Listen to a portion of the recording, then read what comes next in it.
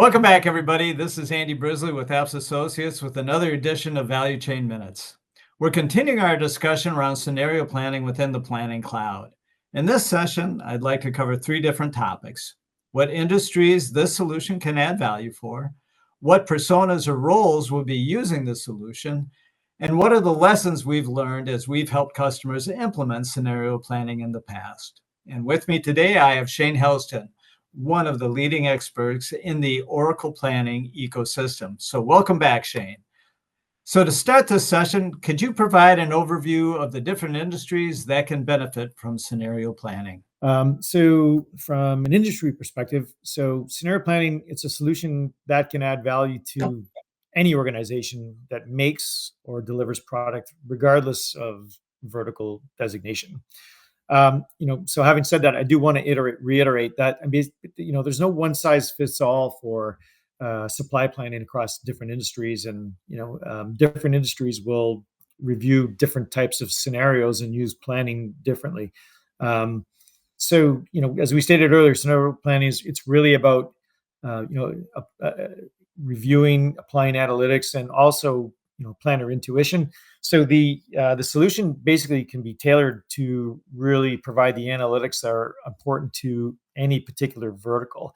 So allowing companies to compare different types of scenarios with meaningful and purpose configured analytics effectively.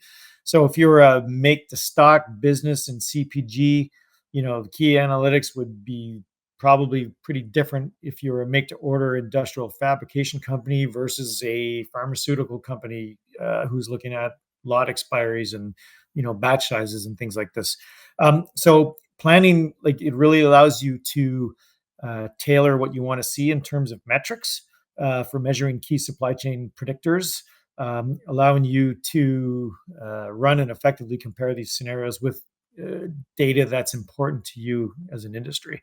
So planning gets used in a lot of different types of industries: manufacturing, just heavy manufacturing and distribution, across both make the stock and across a lot of different industry verticals. Shane, could we talk about what personas or roles within an organization would be using the solution? So it's a good question, because a lot of different industry verticals, you see potentially different users making these types of things, but ultimately feeding up to higher C-level type of folks making some of the key decisions.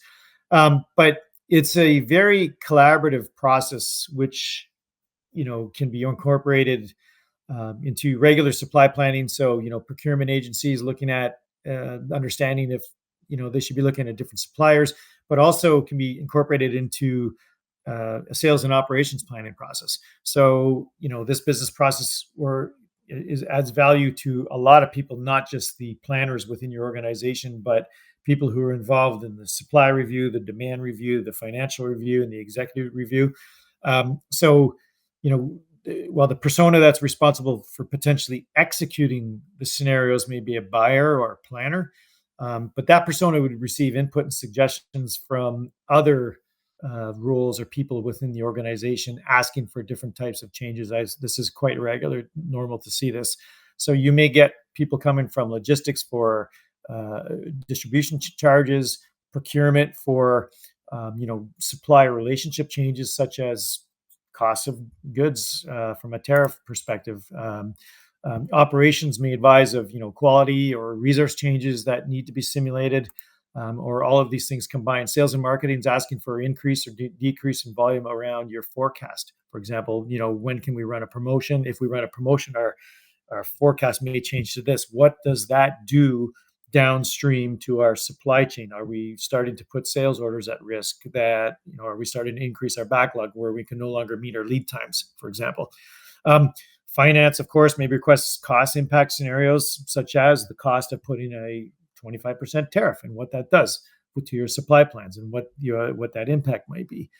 The executive team ultimately would be consuming the output of these scenarios and making business decisions on basically, implementing some of these suggested changes. And the buyer planner roles would then update the plan into production, update your suppliers, change your sourcing matrix, and then the enterprise would start to execute against the approved plan or basically the company marching orders. But you've had a chance to understand the impact in advance. So yeah, I mean, as we've discussed in previous scenarios, it's scenario planning could be event driven. What happens if this happens? What happens if that happens? But also running scenarios which are more strategic in nature, which cater towards higher level ups in the organization, and having those analytics really aids in decision support.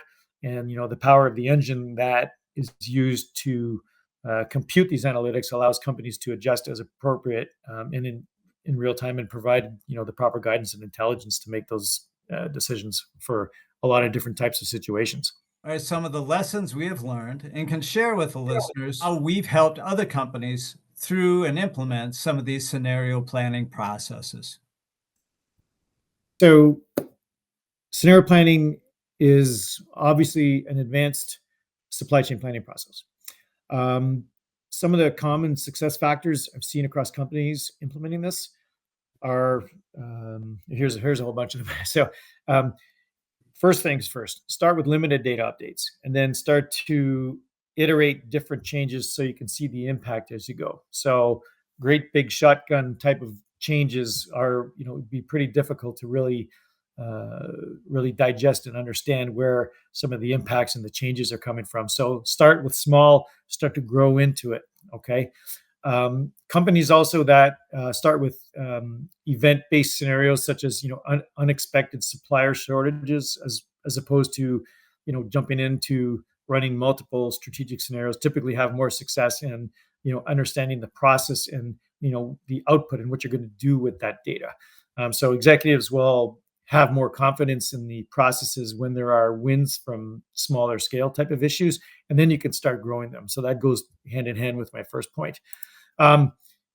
Comparing meaningful key performance indicators, or as I call them, key performance predictors for your enterprise. So there isn't a one size fits all. So the one, and because the analytics within planning are very flexible, there's obviously common KPIs that can be used across industries, but you can also create your own metrics, right? Or measures within the application. So if you wanted to create a custom measure to be able to measure something that's proprietary to your business, you can use the flexibility of the tool to be able to tailor some of the output towards your business. And that's very, very important. That could help a lot of data-driven decisions tremendously. And, speaking of data, this goes without saying, but, data integrity in any planning process is critical. So if you're going to be making cost-based type of analysis where you're reviewing scenarios side by side, well, obviously you need to make sure that your costs are in good shape. Otherwise, the analysis is not going to be very accurate. And then the last but not least, when you're making these types of changes, again, we talked about rolling them in incrementally and methodically, but also document what you've done, right? So you start to make more changes and more changes and more changes, and then you wonder, how did we get here? Well, make sure you've got a good audit path to the different types of objects. So you could be making financial changes, you could be making changes to order modifiers or lead times and different suppliers to get you to a certain path. Make sure you have that all documented very nicely to get that outcome again the next time you want to go down that road. Well, thanks again, Shane, for all of your insight and the experiences that you have gone through, that you've helped other customers go through as well.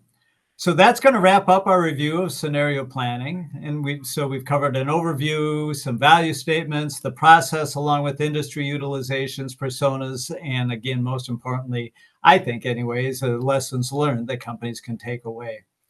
So if you've missed any of our sessions, you can find them on our YouTube channel. And as always, please send us any feedback and don't hesitate to reach out to Shane or myself with further questions. And again, please subscribe to our YouTube channel. And we'll see you all in the next session. Thanks again, Shane.